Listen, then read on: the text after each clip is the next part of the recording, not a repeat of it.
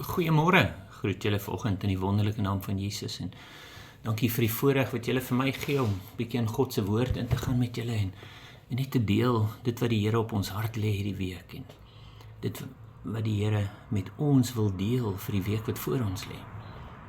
En dit is 'n voorreg vir my om hierdie woord met julle te deel en vandag gaan ons in die Ou Testament in. Die Ou Testament, een van die klein profete wat eintlik nie 'n profeet is nie, maar hy's meer 'n besigheidsman.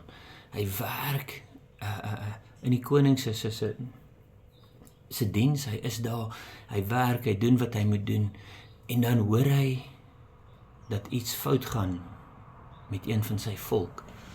En hoeveel keer hoor ons van 'n probleem en hoor ons van 'n probleemsituasie en dan bid ons en ons doen wat reg is. Maar dan kruip ons weg agter daai gebed om te sê, Here, stuur iemand, daar gaan iets fout daarso, ons is nie seker wat dit is nie, stuur iemand, want ek is dalk nie goed genoeg nie.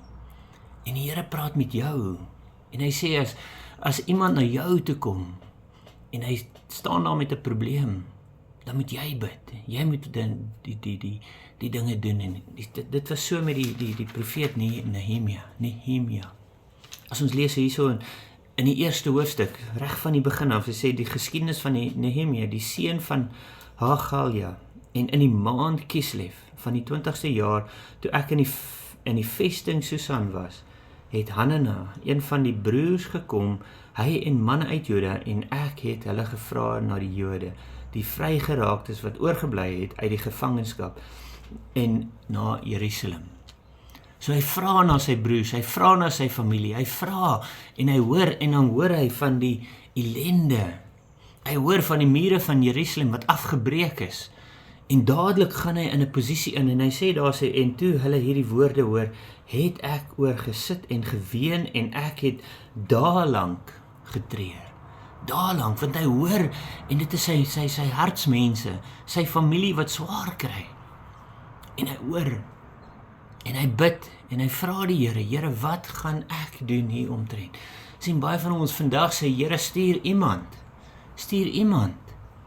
Nie soos Jesaja, en as ons lees in Jesaja 58, later daar hoor ons dat die Here praat, en hy sê, stuur, en ons moet ons hand opsteek, en sê, eintlik, stuur my, want is maklik om agter gebed weg te kruip en te sê, ja, maar ek vas, en ek bid, en ek ween, en ek kry swaar vir die mense, maar nie een van ons steek ons hand op en sê, stuur my.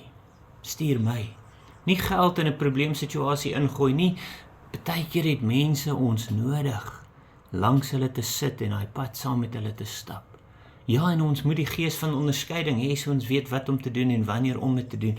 Maar dis hoekom ons lees daar en dadelik gaan ons oor na hoofstuk 2 toe en hy sê, en in die maand Nisan van die 20ste jaar van die koning. So dis 4 maande later. Hierdie Nehemia het gebid en gevra en hy het ingetree, maar hy het gewag op die regte tyd. Sien, as dit nie God se tyd is nie, dan gaan dinge, ons planne, nie altyd uitwerk soos dit moet nie, nê. En dan gaan die koning na jou toe kom, die mense gaan na jou toe kom en sê, dit is nou die tyd. Ek sien daar's iets wat jou pla, en jy bid en jy vra die Here, en die Here sê, stuur jou vandag. Die Here wil jou stuur na daai probleemsituasie. Die Here wil jou stuur om hy herstel te bring. Die Here wil jou vandag stuur. En die wonderlike ding, as die Here jou stuur, gaan hy saam met jou, gaan hy eintlik voor jou uit. En ons hoor hierso in Nehemia, ons hoor dit in hoofstuk 3, dan lees dit hierdie week. Spandeer tyd daarin, want dan kom hy en hy gaan en hy kry alles wat hy nodig het. So hy kry die seën van die koning, nommer 1. So hy kry die blessing van die koning om te sê, gaan. En jy sal die blessing kry om te sê, gaan. Want die Here het al klaar alles in plek gesit, jy moet net bereid wees om dit te gaan uitvoer. En hy gaan, Nehemia gaan, en ewe skielik is daar volk wat by mekaar kom, en hulle is besig om te bou en herstel. Hulle kry die toerusting, hulle kry die manskap, hulle kry alles wat hy nodig het, om hierdie herstel te bewerkstellig. Hy kry alles, hoekom? Want God het hom geroep, God het hom geseën, God gaan voor hom uit en berei daai pad vir hom. Sien, hy hoef dit nie alleen te doen nie, en dis partykeer waar ons sit en sê, ja, maar Here, ek kan nie. En dit is beslis die antwoord, jy kan nie. op jou eie nie. Maar die wat op die Here vertrou, sal nuwe krag ontvang, nee. Die wat op die Here vertrou en uitroep en sy sonde bely en sy swakheid bely voor die Here en sy eie planne voor die Here neersit, een kant sit en sê, Here, ek het hierdie planne, maar Heer, ek weet is nie goed genoeg vir U nie. Ek sit dit een kant en ek sê, Here, ek volg U plan vir my, U plan vir hierdie herstel, U plan vir hierdie werk waarvoor U my geroep het. En dan sien ons, daar is die herstel, ewe skielik daar in hoofstuk 4.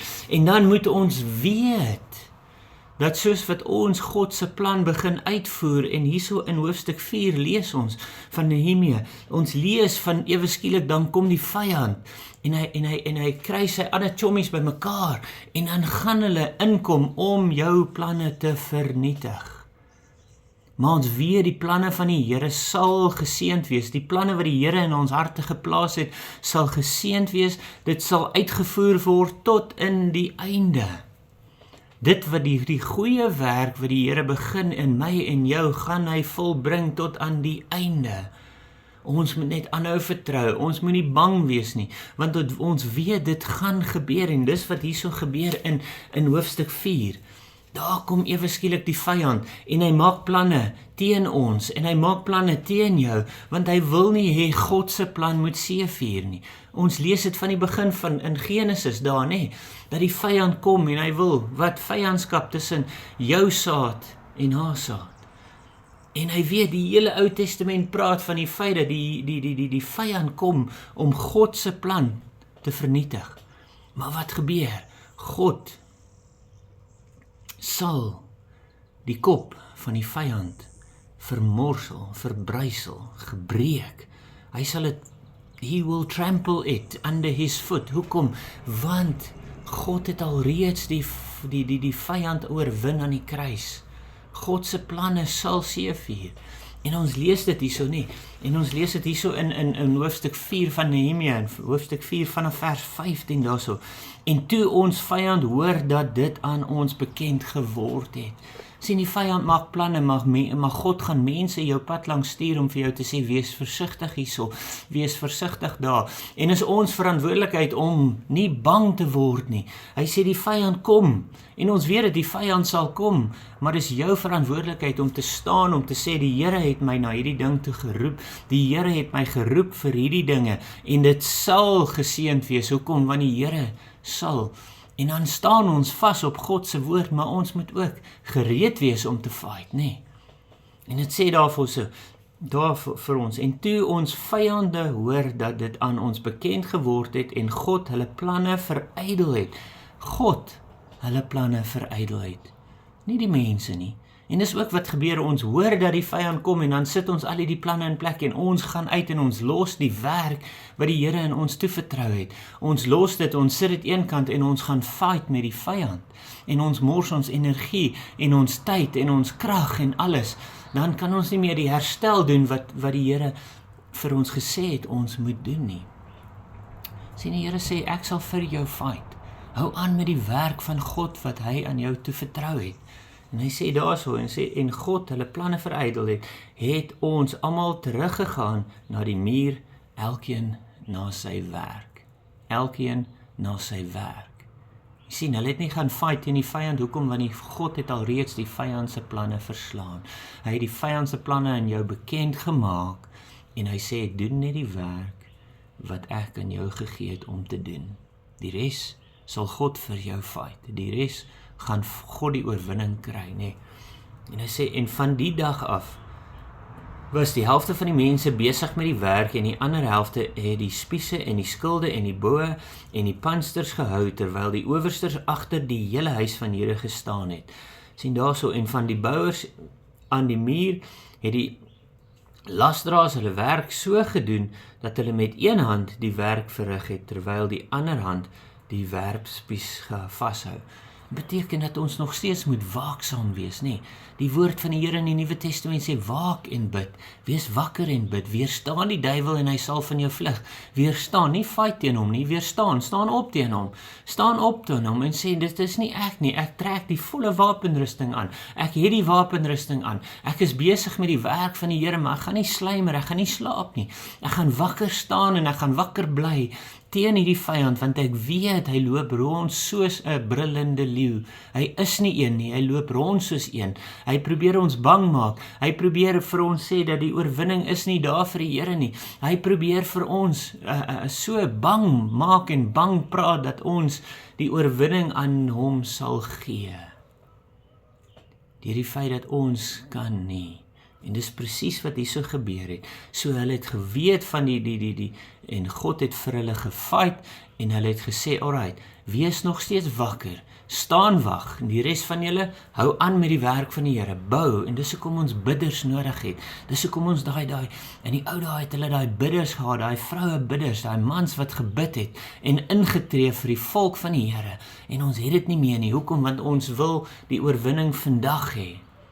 Sien, hierso sê dit vir ons, in die 1 maand hoor ons van die probleemsituasie, en ons bid, en ons tree in, en 4 maande later kom die deur eers oop, maak God die deur vir ons oop, sodat ons daar deur kan stap, want hy wil sien, is ons getrou aan die oorwinning wat die Here vir ons gegee het, en dan het daai mense nog steeds gebid, en ingetree, en aanhou bid, en aanhou vir ons veg, geestelike oorlogvoering vir ons gedoen, namens ons, namens jou gaan doen, en hulle het aanhou intree, en aanhou totdat, en dan lees ons hier so, nee, van die bouers aan die muur, het die lasdraers hulle werk so gedoen, dat hulle met die een hand, en hulle was reg, en die bouers het elkeen sy swaard aan sy heup gegord en gebou, die swaard, die woord van die Here, die woord van die Here wat heeltyd by hulle is, en hulle het hieroor gepraat. Hulle het nie gepraat oor die vyand wat kom nie, hulle het oor God se woord begin praat. Hulle het dit verkondig, hulle het dit vir die mense met mekaar gedeel, om mekaar op te bou, en mekaar aan te moedig, en te sê, ons is besig met die werk van die Here, en ons ken die einde, ons ken die hele storie, en God sal oorwin, want hy het alreeds die oorwinning vir ons gegee. En die bouers gebou, terwyl die basynblaser by my gestaan het, en hy het waaksaam, hy het daar wakker gestaan, en hy het reg gestaan, sodat hy die volk kon waarsku teen die slinkste planne van die vyand, maar dit het nie gekom nie. Hoekom? Want die vyand, God het alreeds die vyand verslaan, en sê, en ek het aan die edeles en die leiers en die ander mense gesê, die werk is groot, en uitgestrek, en ons is uit mekaar op die muur, die een ver van die ander af, op die plek waar julle die geluid van die basyn hoor, daar moet julle by ons by mekaar kom, ons God sal vir ons stry. So mense, hou aan met die werk wat die Here in jou hart geplaas het, vir die wat die Here gesê het, bid, julle doen so 'n wonderlike werk, so 'n spesiale werk, so 'n awesome werk, julle is daar wat op die muur staan, julle is daar wat wakker is, julle is daar wat die woord van die Here ontvang, en dan is dit daai basyn wat julle blaas om te sê, waarsku die volk van die Here, waarsku julle, en dan sê dit daar, want God het vir julle gewerk, want God sal vir ons stry. En dis so wonderlik om dit te weet, nee. God wat almagtig is, God wat hemel en aarde geskape het, God wat die volmaakte werk aan die kruis gedoen het en die oorwinning behaal het, daai God wat jou geskape in sy beeld, God wat sy gees uitgestort het en jou gevul het en jou op jou naam geroep het vir hierdie werke, sodat jy ook in oorwinning sal staan. Daai God sal vir jou stry vandag. Hou aan met die werk wat hy in jou hart geplaas het. Hou aan met gebed, hou aan om sterk te staan teen die vyand. Jy het alreeds die oorwinning behaal in die naam van Jesus Christus, en ek spreek dit oor jou vandag met liefde, met die confidence, die vertroue wat ek het, want God se woord bly staan, en God se woord bly dieselfde gister, vandag en tot in alle ewigheid. mag jy daardeur 'n geseënde week hê, mag jy aanhou fight, mag jy aanhou deurdruk tot die einde, want God het alreeds die oorwinning vir jou behaal. Ek groet jou daarmee in Jesus naam. Amen.